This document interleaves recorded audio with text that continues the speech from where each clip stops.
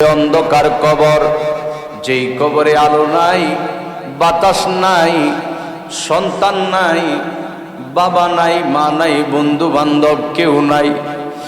নবী কয় উম্মত, দেহ থেকে প্রাণ পাখিটা যখন বের হয়ে যায়, তোমারে তোমার নিজের বাড়ি থেকে চিরবিদায় করে দেয় তোমার সন্তান, তোমার পরিবার।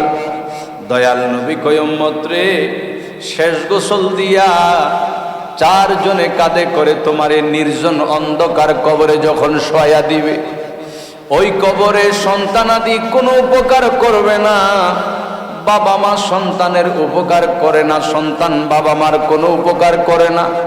দুনিয়ায় কত শুভাকাঙ্ক্ষী, কত বন্ধু, ওই কবরের মধ্যে কোনো শুভাকাঙ্ক্ষী কাজে আসে না, কোনো বন্ধু বান্ধব কাজে আসে না। নবী কয় উম্মত রে, এই দুনিয়াটাতে যদি তুমি আল্লাহ পাকরে যথাযথভাবে রাজি করে কবরে যাইতে পারো, জমিনের মানুষ দেখবে 3.5 হাত কবরের মধ্যে তোমারে শোয়া দিল। আমি নূর নবী তোমারে গ্যারান্টি দিয়া দিলাম, উম্মত যদি ইবাদত করে আল্লাহ আল্লাহর রসুলকে সন্তুষ্ট করে যদি কবরে আসতে পারো, জমিনের মানুষ দেখবে 3.5 হাত কবর। আমি দয়াল কামলিওয়ালা ঘোষণা দিয়া দিলাম, ওই কবর আসলে 3.5 হাত নয়। তোর চোখের দৃষ্টি যত দূর যাবে, আল্লাহকে রাজি করে কবরে আসার কারণে তোর কবরটাকে আল্লাহ তত বড় বানায়া দিবে। এজন্য ইবাদত হবে কার? বন্দিগি হবে কার? নামাজ পড়ব কার? আল্লাহর ইবাদত করব, বন্দিগি করব। দুনিয়ায় আসছি একটা নির্দিষ্ট লক্ষ্যে, নির্দিষ্ট একটা কারণে জমিনের মধ্যে আমাদের আসা। ওই উদ্দেশ্যটা হলো আল্লাহকে সন্তুষ্ট করে যেন কবরে যেতে পারি। এজন্য নবী কয় দুনিয়া মাজরাতুল আখিরা। উম্মত, দুনিয়াটা হলো আখিরাতের জন্য শস্য ক্ষেত স্বরূপ। দুনিয়াটা হলো ফসল ফলানোর জায়গা। দুনিয়ায় পাঠাইলো, যেমন ফসল ফলাইবা, দেহ থেকে প্রাণ বের হওয়ার পরে তেমনি রেজাল্ট তুমি পাইবা। ও উম্মত, আমি দয়াল কামলিওয়ালা তোরে জানাইয়া দিলাম, ঘোষণা দিলাম, শোনো শোনো, আর দুনিয়া মাজরাতুল আখিরা। দুনিয়া হলো আখিরাতের শস্য ক্ষেত স্বরূপ। একজন কৃষক জমিনের মধ্যে যেমন ফসল ফলাবে, জমিনের যেমন পরিচর্যা করবে, জমিনের যেমন যত্ন নিবে, তার জন্য ফসলও তো তেমনই হবে। কথা বলেন ঠিক কি না? জমিন আপনার আছে, ফসল ফলান না, ফসলের যত্ন নেন না, বলেন তো বাজান, সেই জমিন থেকে ফসলের আশা করা যায়নি? জমিনের পরিচর্যা যদি না করেন, জমিনে যদি ফসল না ফলান, ওই জমিন থেকে ফসলের আশা করা যায়নি?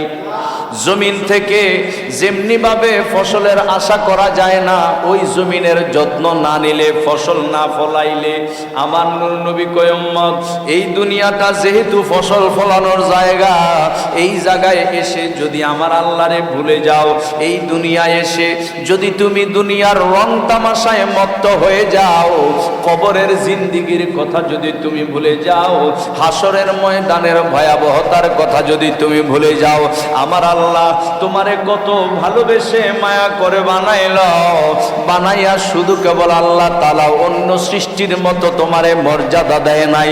আমার আল্লাহ কয়, মানব জাত বানাইয়া আমি আল্লাহ পাক রব্বুল আলামিন আমার তামাম সৃষ্টিকুলের উপর মর্যাদা দিয়ে দিছি। এই কারণে আশরাফুল মাখলুকাত হয়ে আল্লাহ আল্লাহর প্যারা হাবিবকে সন্তুষ্ট করে যদি কবরে যেতে পারেন, তবে ওই কবরের মধ্যে নূরের বাতি জ্বলবে।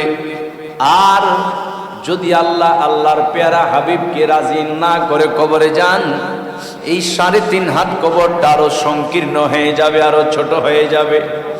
আলো থাকবে না, বাতাস থাকবে না, আরাম আয়েশের ব্যবস্থা থাকবে না। এজন্য মহান মনীষী যারা হয়েছেন, বড় বড় ওলি আল্লাহ গৌস কুতুব যারা হয়েছেন, ওনারা দুনিয়া নয় আখিরাতকে বেশি প্রাধান্য দিয়েছেন। বলেন ঠিক কি না? ইবাদত এজন্য করতে হবে একমাত্র আল্লাহর সন্তুষ্টির জন্য, এবং ইবাদত আল্লাহ তাআলা আমাদের উপর যা অত্যাবশ্যক করে দিয়েছেন সেই অত্যাবশ্যকীয় ইবাদতগুলোর পাশাপাশি যদি আল্লাহর নৈকট্য প্রাপ্ত বান্দা হতে চান তবে অবশ্যই অবশ্যই ফরজ ওয়াজিব ইবাদতের পাশাপাশি আমাদেরকে আরো অতিরিক্ত ইবাদত করতে হবে। আল্লাহর ওলিরা ইবাদত করেছেন কাউকে দেখানোর জন্য না। আমরা তো যারা ইবাদত করি এই ইবাদতকারীর মধ্যেও দুইটা শ্রেণী রয়েছে। কয়টা শ্রেণী? দুইটি শ্রেণী রয়েছে। এক ধরনের ইবাদতকারী ইবাদত করে তার লক্ষ্য তার উদ্দেশ্য শুধুমাত্র আল্লাহর সন্তুষ্টি। আরেক ধরনের বান্দা ইবাদত করে সত্য, তবে তার ইবাদতের লক্ষ্য অন্য কিছু থাকে, সেটা হলো লোক দেখানো। অন্য লোক তাকে পরহেজগার বলবে, অন্য লোক তাকে ইবাদতকারী বলবে। এমন বহু ইবাদতকারী আমাদের সমাজে আছে কি নাই? এমন বহু ইবাদতকারী আমাদের সমাজে রয়েছে।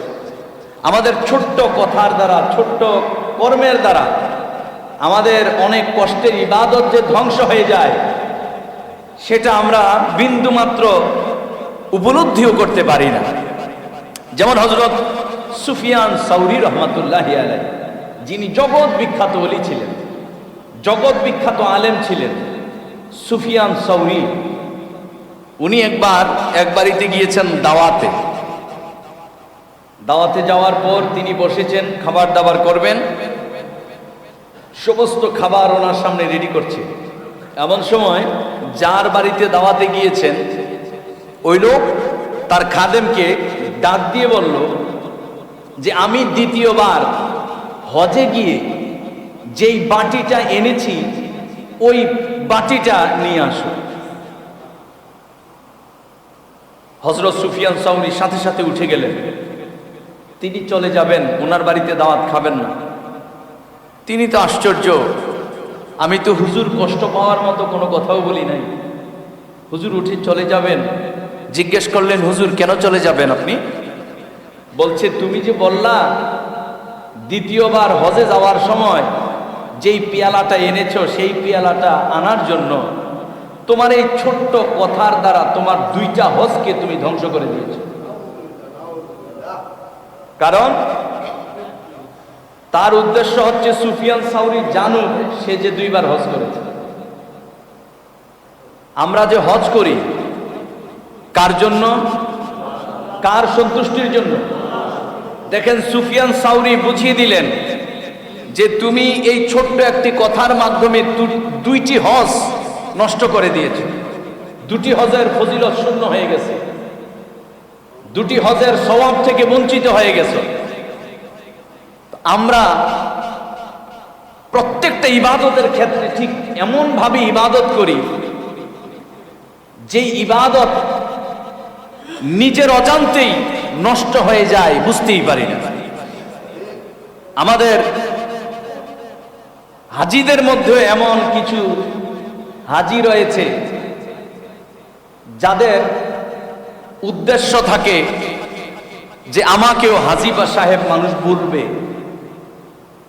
আমাদের সমাজের মধ্যে এক লোকের নাম মফিজুর রহমান, ধরেন মফিজুর রহমান নাম, কিন্তু সে হজ করে আসার পরে তাকে এলাকার মানুষ হাজী সাহেব করে।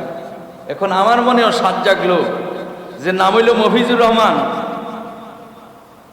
হজ করার কারণে তাকে হাজী সাহেব বলে, তা আমিও হজে যাব, আমিও হজ করব, আমাকেও এরপর থেকে হাজী সাহেব বলবে।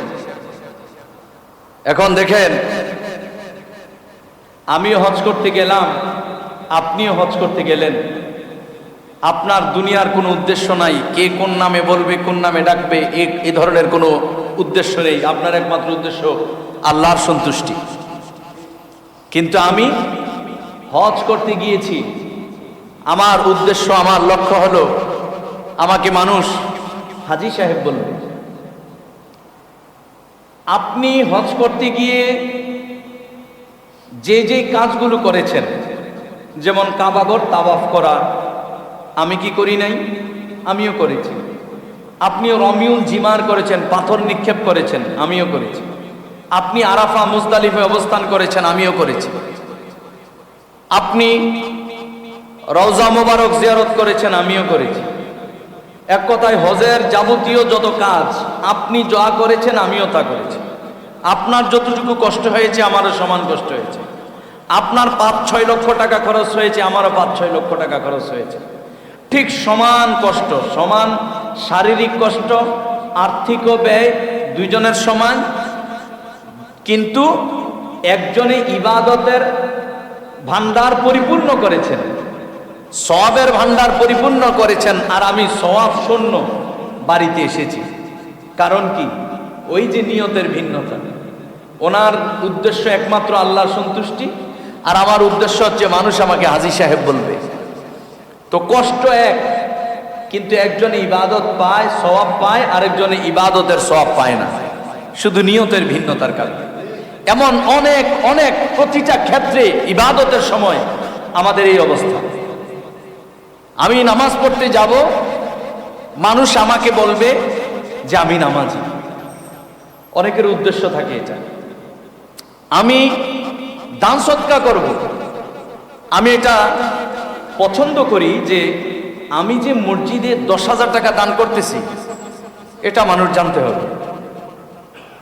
আমার উদ্দেশ্য থাকে, আমি এটা খুশি হই। ইমাম সাহেব আল্লাহুম্মা আমিন, আল্লাহ মফিজুল ইসলাম 10,000 টাকা দিছে, তুমি আল্লাহ কবুল করো, এই কথাটা না কইলে মনটা কষ্ট লাগে। তোমার এই 10,000 টাকার সওয়াব শেষ। কেন? ইমাম সাহেব কি কোয়ার জন্য তুমি দানটা করছিলে? আল্লাহ কি দেখে নাই? আল্লাহ দেখছে।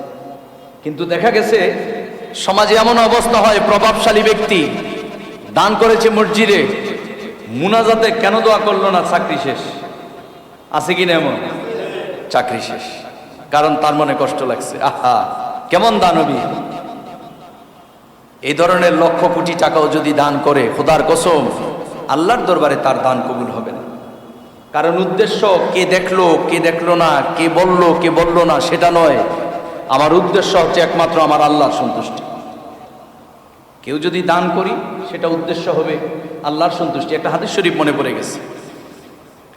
আল্লাহর পেয়ার হাবিব সাল্লাল্লাহু আলাইহি সাল্লাম বলেছেন যে কিয়ামতের ময়দানে এক ব্যক্তিকে আনা হবে আল্লাহ পাকের সম্মুখে। তখন আল্লাহ পাক তাকে প্রশ্ন করবে, তুমি দুনিয়াতে থাকতে কিভাবে ইবাদত করেছো? সে গর্বের সাথে বলবে, আল্লাহ আমি যুদ্ধ করে তোমার রাস্তায় বিধর্মীদের সাথে জিহাদ করে যুদ্ধ করে আমি শহীদ হয়েছি। শহীদের মর্যাদা কম না বেশি? নিঃসন্দেহে বেশি।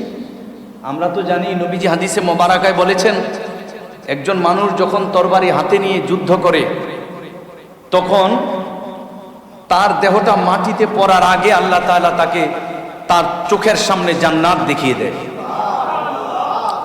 তাকে যখন কবরস্থ করা হয়, সবার কবরে প্রশ্ন করা হয়, কিন্তু তার কবরে প্রশ্ন করা হয় না।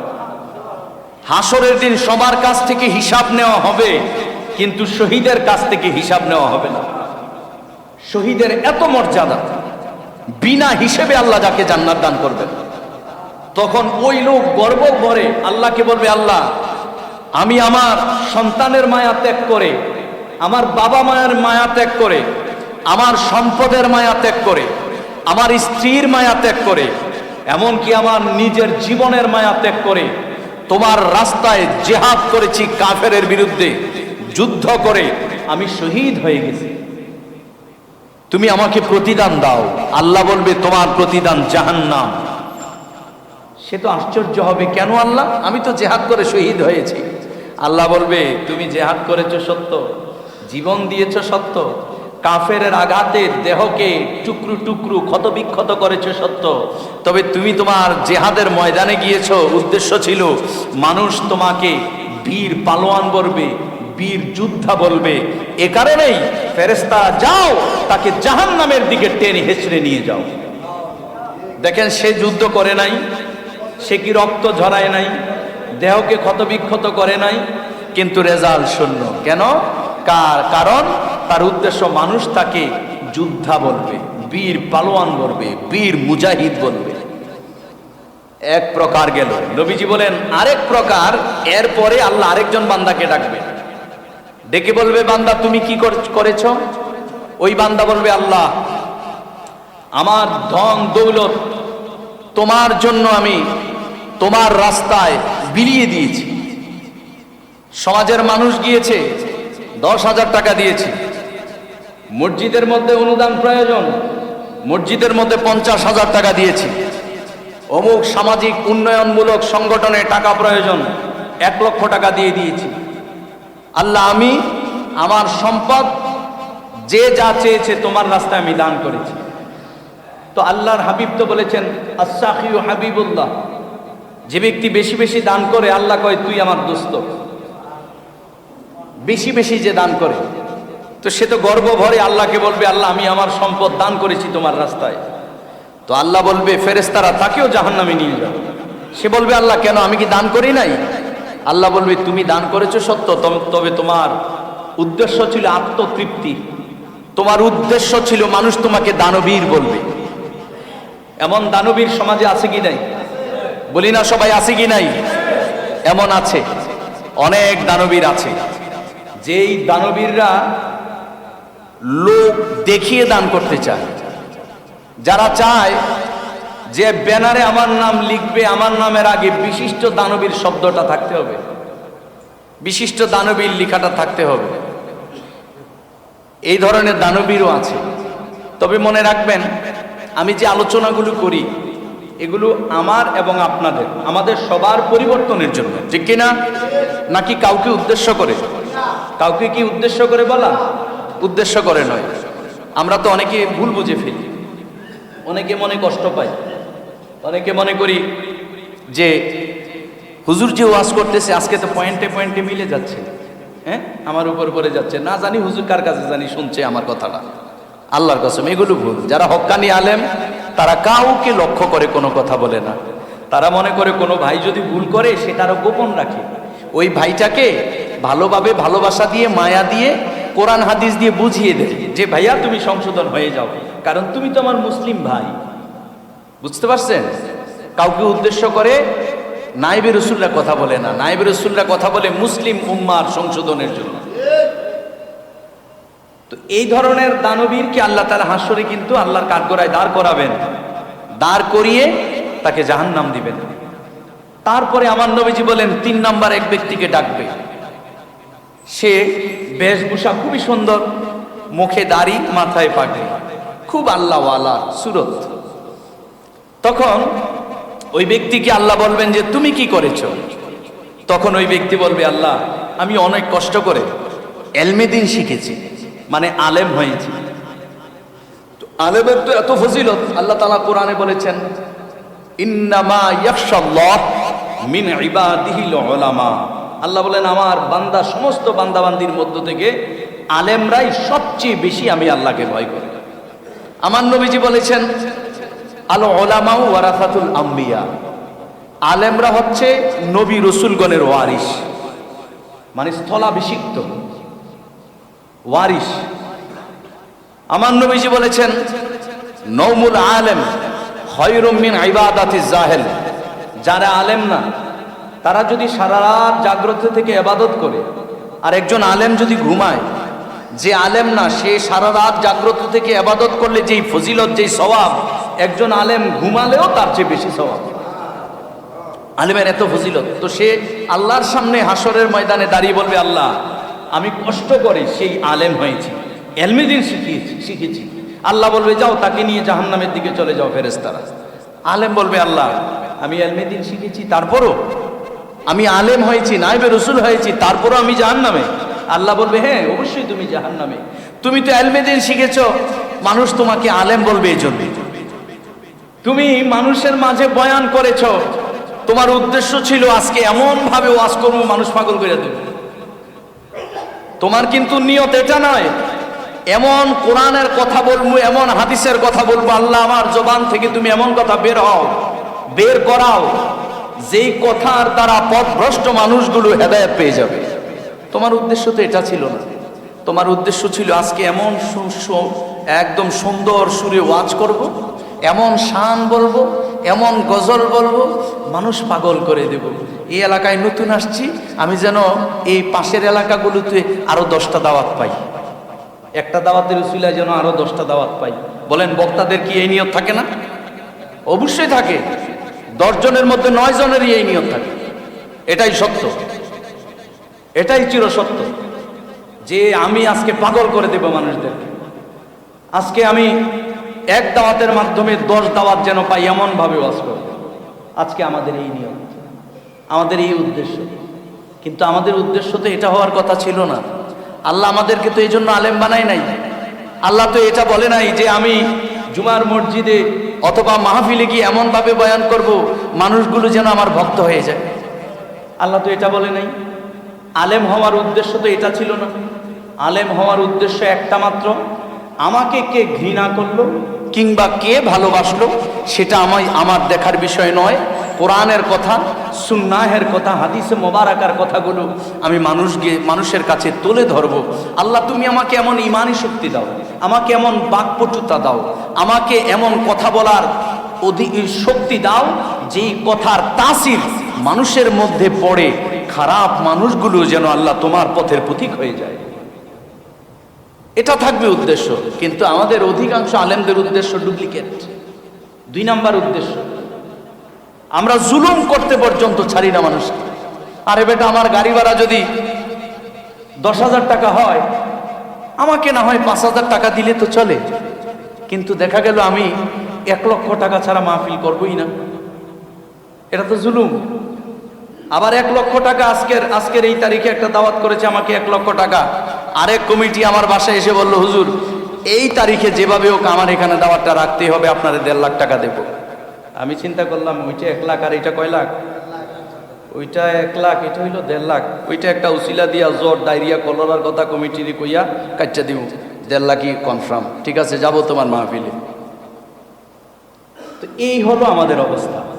তো বলেন জান্নাতটা পাবো কেমন করে? তো নবীজি বলেন 3 নম্বরে এই ধরনের আলেমদেরকে আল্লাহ দাঁড় করাবেন। তখন এই আলেমরা গর্ব ভরে আল্লাহর সামনে দাঁড়াবে। সে তো জানে না অবস্থাটা কি হবে।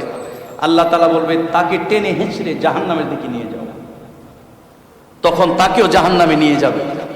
তো দেখেন, এই আলেম কষ্ট তো কম করে নাই দুনিয়ায় থাকতে। যেমন কিতাবাদি পড়া, এটাও কষ্টের বিষয়, এটাও কষ্টের বিষয়। আমরা আলেম হয়েছি, প্রতি জুমা আলোচনা করতে গেলে আমাদেরকে স্টাডি করতে হয়, পড়াশোনা করতে হয়। আজীবন একজন আলেমের মনে রাখবেন যে সঠিক আলেম আর কি, লেখাপড়া করতে হয়। মানুষকে কিছু শিখাতে চাই, লেখাপড়া করতে হবে আজীবন, মরার আগ পর্যন্ত। আর যে মানুষকে নিয়ে চিন্তা করে না, সে মনে করবে যেহেতু একটু কণ্ঠ আছে, ইমাম সাহেব হইছি, দূর 6-9 কইয়া 40 মিনিট, আধা ঘন্টা এনার সময়, এমনি এমনি পার করে দেবে, অসুবিধা নাই, এভাবেই পার হয়ে যাবে। তো এগুলো হলো খেয়ানতকারী, দায়িত্বশীল নয়। কারণ 6-9 করে টাইম, আধা ঘন্টা হোক, 10 মিনিটই হোক, আমি 10টা মিনিট টার্গেট রাখতে হবে, আমার মুসল্লিরা যেন কিছু জানতে পারে, শিখতে পারে। তো এখন কষ্ট তো কম করে না আলেমরা, কিন্তু রেজাল্ট অনেকের শূন্য কেন? নিয়তের ভিন্নতা। শুধু নিয়তের ভিন্নতার কারণে। শুধু আমাদের নিয়তটা পরিশুদ্ধ যদি থাকে, তবে আল্লাহর কাছ থেকে অবশ্যই আমরা রেজাল্ট পাবো। আমাদের আমলের খাতা অবশ্যই ভরপুর থাকবে, আল্লাহর কাছ থেকে ক্ষমার আশা করা যাবে। হিলিয়াতুল আউলিয়া একখানা কিতাব রয়েছে। এই কিতাবের মধ্যে একটা ঘটনা পড়েছি যে এক ব্যক্তি মসজিদে গেছে রাত্রে ইবাদত করার জন্য। তো মসজিদ তো আল্লাহর ঘর, সেখানে সে না ঘুমিয়ে বিছানাকে ত্যাগ করে মসজিদে গিয়েছে ইবাদত করতে। সে মসজিদে গিয়ে আল্লাহু আকবার বলে নিয়ত বেঁধেছে। নিয়ত বেঁধে সে সূরা কেরাত পড়তেছে। এমন সময় মসজিদের লাস্ট কোণে আওয়াজ শোনা যাচ্ছে, কাগজের আওয়াজ। তার মানে সে বুঝতে পারছে যেহেতু কাগজের আওয়াজ শোনা যাচ্ছে, অবশ্যই সেখানেও একজন মানুষ আছে। তো ওই ব্যক্তিটা কাগজের আওয়াজ শুনে তার মনে মনে চিন্তা হলো, আমি তো ভেবেছিলাম আমি একাই বুজুর্গ, আমি ভেবেছিলাম আরামের বিছানাকে ত্যাগ করে নামাজ পড়ার জন্য আমি আল্লাহর ঘরে এসেছি। এখন আওয়াজে বোঝা যাচ্ছে আরেকজন বুজুর্গ ওই কোণে আছে। তখন সে চিন্তা করলো, ওই বুজুর্গ যেন বুঝতে পারে আমি বড় বুজুর্গ, তার চেয়ে বড়। তো এজন্য সে আল্লাহু আকবার বলে নিয়ত বেঁধে, মনে করেন হয়তো সে আলিফ লাম মিম যালিকাল কিতাবু লা রাইবা ফীহি হুদাল লিল মুত্তাকিন, 3টা আয়াত পরে রুকুতে যাওয়ার কথা। সে ভাবছে না আরো বেশি 100-150 আয়াত পড়ব, অনেকক্ষণ কষ্ট করে দাঁড়িয়ে থাকবো। দাঁড়িয়ে এবার পড়ছে, কোরআন তিলাওয়াত করতেছে। রুকুতে ধরেন সুবহানা রাব্বিয়াল আযীম 3 বার বলতে হয়, সে 32 বার বলে ফেলছে। একবার সাজদার মধ্যে গেছে, সাজদার মধ্যে গিয়ে সুবহানা রাব্বিয়াল আ'লা বলতে হয় 3 বার 5 বার 7 বার, সে মনে করেন একদম 50 বার বলে ফেলছে। এত কষ্ট করে সারাটা রাত শুধু নামাজ পড়তেছে, কারণ তখন তো পরিপূর্ণ আলো না, ওই লাস্ট কোণে কে সেটা দেখাও যাচ্ছে না, কিন্তু একটু পরপর নড়াচড়ার আওয়াজ শোনা যায়, একটু পরপর আওয়াজ আসে। তো সে ভাবছে তো সে এখনো যায় নাই, আমি যাব কেমন করে, আমি তো বড় বুজুর্গ, যেহেতু নড়াচড়ার আওয়াজ শোনা যায় অবশ্যই সে আছে। তখন সে নামাজ পড়তেছে সারা রাত। নামাজ পড়তে পড়তে যখন সকাল হলো, একটু আলো হলো, তাকায়া দেখে যে একটু পরপর যে আওয়াজ হচ্ছিল সেখানে ভেবেছিল মানুষ, আসলে তাকায়া দেখে সেখানে একটা কুত্তা শুয়ে রয়েছে। কি? কুকুর। মানে কুকুর যে নড়াচড়া করে, কাগজ পাশে আছে, কাগজের আওয়াজ হয়। তখন সে বুঝতে পারলো আল্লাহু আকবার, নাউযুবিল্লাহ, আমি কি করলাম? আমি আমার ইবাদত সারা রাত জাগ্রত থেকে করেছি সত্য, তবে আমার তো নিয়ত ভিন্ন হয়ে গেছে। আরে মনে হয় আরেকজন ব্যক্তি দেখতেছে আমাকে, সেহেতু নামাজ যেহেতু দেখতেছে আমাকে, তাহলে আমি রুকু সাজদাগুলো ঠিক মতো করি, একটু দীর্ঘ সময় ধরে করি, সে আমাকে ভাববে আমি বুজুর্গ। তো এখন আল্লাহ সকালবেলা দেখতেছি সেটা তো বুজুর্গ দূরের কথা, মানুষে না, একটা কুকুর, একটা কুকুরের মাধ্যমে আল্লাহ তাআলা আমাকে শিখিয়ে দিলেন, একটা কুকুরের মাধ্যমে আল্লাহ আমাকে শিক্ষা দিয়ে দিলেন। আমাদের এই অবস্থা বাস্তব। যেমন আমি তো খতিব সাহেব, আমাদেরও হতে পারে আমি খতিব সাহেব, আমি আমাদের অজান্তেই শয়তান আমাদের মনে ঢুকিয়ে দেয় বাবারা। এজন্য ইবাদত একমাত্র আল্লাহ তাআলার উদ্দেশ্যে করতে হবে, আর আল্লাহর উদ্দেশ্যে যখন ইবাদত করবেন, ওই ইবাদতের রেজাল্ট নিঃসন্দেহে আমার আল্লাহর দরবার থেকে পাবেনই পাবেন। মক্কাতুল মুকাররমার মধ্যে একজন যুবক খুব অসহায়, টাকা পয়সাও নাই, ধন দৌলত নাই। ওই যুবকটি একদিন খুব ক্ষুধার তাড়নায় মক্কার অলিতে গলিতে হাঁটছে, যে কোথাও একটু খাবার পাওয়া যায় কিনা। সে খাবার কোথাও পাচ্ছে না। হঠাৎ করে তার সামনে বিশাল দামি একটি গয়না রাস্তায় দেখতে পায়। তখন সে গয়নাটি হাতে নিল, হাতে নিয়ে কাবা ঘরের সামনে গিয়ে দেখে এক লোক আহুতাস করতেছে আর কি যেন একটা খুঁজতেছে। যুবকটি তাকে গিয়ে বলল, আপনি কি করছেন? সে বলল, আমার অনেক দামি একটি গয়না, আমি মক্কায় হজ করতে এসে কিনেছি, আমার একমাত্র একটা মেয়ে, আমার আদরের কন্যার জন্য গয়নাটা হারিয়ে ফেলেছি, সেই গয়নাটা আমি তালাশ করতেছি। ওই যুবক বলল, আপনার গয়নার কালার কি? সব ডকুমেন্ট যখন ওই লোক দিল, তখন যুবক বলল, আপনার গয়নাটা আমি কুড়িয়ে পেয়েছি।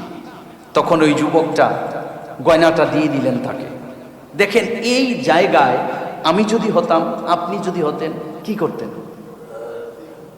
কয়েকদিনের ক্ষুধার্ত তো আমরা তো কি ক্ষুধার্ত থাকি না, তারপরেও রাস্তায় 5 টাকা দেখলে ডানে বামে তাকিয়ে তাড়াতাড়ি করে পকেটে ঢুকিয়ে ফেলি। 5 টাকা মাত্র, ক্ষুধার্তও থাকি না, টাকারও অভাব নেই, কিন্তু এই টাকার লোভটাও আমরা ছাড়তে পারি না। তাইলে টাকার বান্ডেল দেখলে আমাদের কি অবস্থা হয়?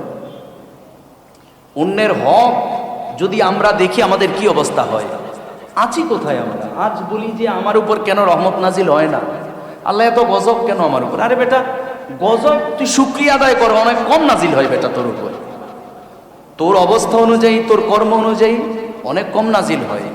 আমার ক্ষেত্রেও আমিও এটা বিশ্বাস করি। আমি ইমরান জেহাদের উপর আল্লাহ যদি আমার হক যেতটুকু গজব পাওয়ার, ওই অনুযায়ী যদি আমারে গজব দিত, আমি ধ্বংস হয়ে যেতাম। আমার আল্লাহ আমাকে গজব থেকে বাঁচিয়ে রাখে, আমার কর্ম অনুযায়ী আল্লাহ আমাকে গজব দেয় না। আমারে যদি গজব দিত, আমি মনে হয় একটা ভাতও পেতাম না খাওয়ার জন্য। আমাদের কর্ম এত খারাপ। আমি ইমরান জেহাদি বলে কি, আমি এত নিকৃষ্ট, আল্লাহ আমাকে রহমতের সাগরে ডুবিয়ে রেখেছেন। আমাদের সকলকে আল্লাহ এত দয়ার ওপর রেখেছেন, কিন্তু এরপরে আমাদের অনুশোচনা নেই। আমরা ফিল করতে পারি না যে আমার আল্লাহ আমাকে কতটা দয়া করছেন। ওই যুবকের জায়গায় আপনি ভাবেন, আপনি থাকলে কি করতেন? ওই যুবকটি কয়েকদিনের ক্ষুধার্ত, তারপরও এত দামি গয়না, সে তো চিন্তা করতে এটা বিক্রি করলে আমি ক্ষুধাও মেটাতে পারবো, আমি ধনীও হয়ে যাব। ওই যুবকটি সাথে সাথে ফেরত দিলেন। ওই লোক তো আশ্চর্য, আল্লাহর কি নেককার যুবক, তুমি আমাকে এত দামি গয়না পেয়ে ফিরিয়ে দিলে। তখন সে টাকার বান্ডেল বের করে দিল, না ওইটা তোমাকে আমি পুরস্কার দিলাম। তখন যুবকটি বলে, বাবা আমি যে গয়নাটা ফেরত দিয়েছি কাকে খুশি করার জন্য, আপনাকে না আল্লাহকে? ওই ব্যক্তি বলে, অবশ্যই আল্লাহকে।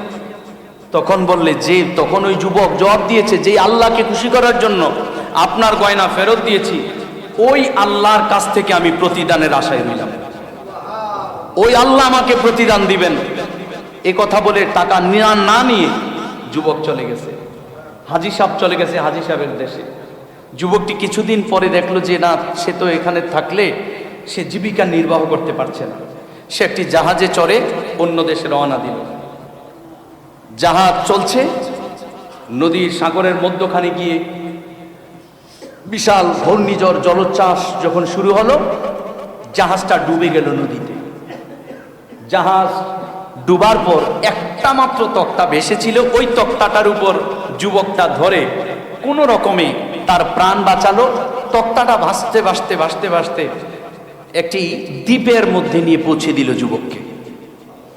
তখন যুবকটা ওই দ্বীপের মধ্যে গেল, গিয়ে দেখে ওই দ্বীপের মধ্যে যারা বাস করে সবাই মুসলমান, তবে তাদেরকে শিক্ষা দেওয়ার মতো এমন কোনো ব্যক্তি নেই যে ব্যক্তি তাদেরকে কোরআন শিখাবে, যে ব্যক্তি তাদেরকে নামাজ শিখাবে, যে ব্যক্তি তাদেরকে মাসালা মাসাইল শিখাবে। যুবকটি আবার আলেম ছিল। তখন যুবকটি সেই দ্বীপের মধ্যে গিয়ে সেখানে আজান দিয়ে নামাজ পড়ায়। থাকতে থাকতে তো সকলে বলল যে আমরা আপনার দায়িত্ব নিব, আপনি আমাদের যে বাচ্চা আছে, সন্তানাদি আছে, তাদেরকে আপনি কোরআন শিখাবেন, নামাজ শিখাবেন, মাসালা মাসাইল শিখাবেন। তখন যুবকটি ওই দ্বীপের মধ্যে থেকে তাদেরকে নামাজ শিখায়, কোরআন শিখায়, মাসালা মাসাইল শিখায়। তো হঠাৎ করে ওই গ্রামের এক ব্যক্তি বলল যে আমাদের এই গ্রামের সবচেয়ে ধনী ব্যক্তি যিনি ছিল তিনি নেই, তিনি মারা গেছে। ওনার একটি এতিম মেয়ে আছে, একমাত্র মেয়ে। ওই মেয়েকে আপনি যদি বিয়ে করে স্থায়ীভাবে আমাদের এই গ্রামে থাকেন, আমরা অনেক খুশি হব। তখন যুবকটি রাজি হয়ে গেল। রাজি হওয়ার পর যুবকটির সাথে মেয়েটার বিয়ে হলো। বিয়ের রাতে যখন যুবকটা বাসর ঘরে ঢুকলো, ঢুকেই যুবকটা আশ্চর্য হয়ে গেল। তার নতুন স্ত্রী নববধূর দিকে তাকিয়ে সে দেখলো বহু বছর আগে ওই মক্কা শরীফে যেই গয়নাটা কুড়িয়ে পেয়েছিল, এই মেয়ের গলায় সেই গয়না দেখা যায়। তখন যুবকটি মেয়েকে বলছে যে এই গয়না তুমি পেলা কোত্থেকে? তখন মেয়েটি বলল, এই গয়নাটা আমার বাবা হজে গিয়ে মক্কা শরীফ থেকে আমার জন্য কিনে এনেছেন, তবে সেখানে নাকি একটা ঘটনা ঘটেছে, এই গয়নাটি আমার বাবা হারিয়ে ফেলেছিলেন। পরে একটি যুবক গয়নাটি কুড়িয়ে পেয়েছে, আবার ওই যুবক আমার বাবাকে গয়নাটি ফেরত দিয়ে পুরস্কারও নেয় নাই। যুবক বলেছে আমার আল্লাহর খুশির জন্য আমি করেছি, ফেরত দিয়েছি, আমার আল্লাহ আমাকে পুরস্কার দিবেন। তো আমার বাবাও যুবকটাকে এত পছন্দ করেছিল, আমার বাবা যতদিন বেঁচে ছিল আমি শুনেছি আমার বাবা আল্লাহর কাছে দোয়া করেছেন, আল্লাহ আমার মেয়ের জন্য তুমি ওই যুবকটাকে স্বামী হিসেবে কবুল করো। তখন সাথে সাথে যুবকটা চোখের পানি ছেড়ে দিল, ছেড়ে দিয়ে বলছে, তোমার বাবা যেই যুবকের জন্য দোয়া করেছে যেন তোমার স্বামী হয়, আমি হলাম সেই যুবক। দেখেন আল্লাহর কুদরত বোঝা বড় কঠিন। আপনি হয়তো ভাবছেন কেউ সুদ খেয়ে পাঁচতলা বাড়ির মালিক হয়ে গেছে, ঘোষ খেয়ে পাঁচতলার বাড়ির মালিক হয়ে গেছে, হারাম খেয়ে পরের হক খেয়ে সে গাড়ি কিনে ফেলছে, মার্সিডিজ গাড়ি দিয়ে চলে, দামি দামি গাড়ি দিয়ে চলে, বাড়ি আছে, কিচ্ছুর অভাব নাই। আপনি হয়তো সব কাজ করেন, কষ্ট করেন, পরের হক নষ্ট করেন, ভাবছেন আপনাকে আল্লাহ কষ্টে রেখেছেন। না, খোদার কসম, গোটা দুনিয়া বিক্রি করলে জান্নাতের যেই একটা ইট কিনা সম্ভব হবে না, আপনার জন্য আল্লাহ তাআলা ওই জান্নাত প্রস্তুত করে রেখেছেন। তো বলেন ইমানদারের আসল চাওয়া দুনিয়া না জান্নাত? দুনিয়া না জান্নাত? যারা জান্নাত চায় আল্লাহ তাদেরকে দুনিয়াও দেয়, জান্নাতও দেয়। আর যারা দুনিয়া চায় হয়তো তারা দুনিয়া পাবে অথবা পাবে না, কিন্তু জান্নাত তাদের জন্য সম্পূর্ণরূপে ক্লোজ করে দেন আমার আল্লাহ। প্রিয় বাবারা, আমাদের লক্ষ্য থাকবে আল্লাহ পাকের সন্তুষ্টি, আমাদের লক্ষ্য থাকবে আল্লাহ আল্লাহর পেয়ারা হাবিব যেন আমার উপর রাজি থাকে, খুশি থাকে। কিন্তু আমাদের ক্ষেত্রে, আমাদের ইবাদতের ক্ষেত্রে রিয়া ঢুকে যায়, অহংকার ঢুকে যায়। এজন্য আল্লাহ বলেছেন ফাওয়াইলুল লিল মুসাল্লিন আল্লাযীনা হুম আন সালাতিহিম, এই ধরনের নামাজীদের জন্য ওয়াইল নামক জাহান্নাম আল্লাহ প্রস্তুত করে রেখেছেন। যারা এই ধরনের পরহেজগার, তো আমাদের উদ্দেশ্য একমাত্র থাকবে আল্লাহর সন্তুষ্টি। নামাজ পড়বো আল্লাহর জন্য, দান সদকা করবো আল্লাহর জন্য, আমাদের প্রত্যেকটা কর্ম হবে আল্লাহর সন্তুষ্টি, লোক দেখানোর জন্য নয়। আমরা কিন্তু কথার ছলেও বলতে এটাই তৃপ্তি বোধ করি যে আমি দোকানে কথা বলছি, আমি যে গতকাল রোজা ছিলাম তিনি তো জানেন না, তো আমি বলছি যে ভাই কালকের রোজাটা নফল রোজা, তো যে কালকের রোজাটা রাখতে খুব কষ্ট হয়েছে। তার মানে হলো কি, কালকে যে রোজা রাখছি, বৃহস্পতিবার রোজা রাখতে সুন্নত তো রাখা, রোজা রাখছি যে এটা জানান না, রোজা শেষ, রোজা শেষ। আপনি তাহাজ্জুদ পড়েন, আপনি কথার ছলে বললেন যে কালকে তাহাজ্জুদ পড়তে উঠছি, ওইটা উজু করতে যাওয়ার সময় দেখি বট গাছের মতো এক লোক দাঁড়ায় রয়েছে, মানে উদ্দেশ্য আপনি তাহাজ্জুদ ওয়ালা জানুন।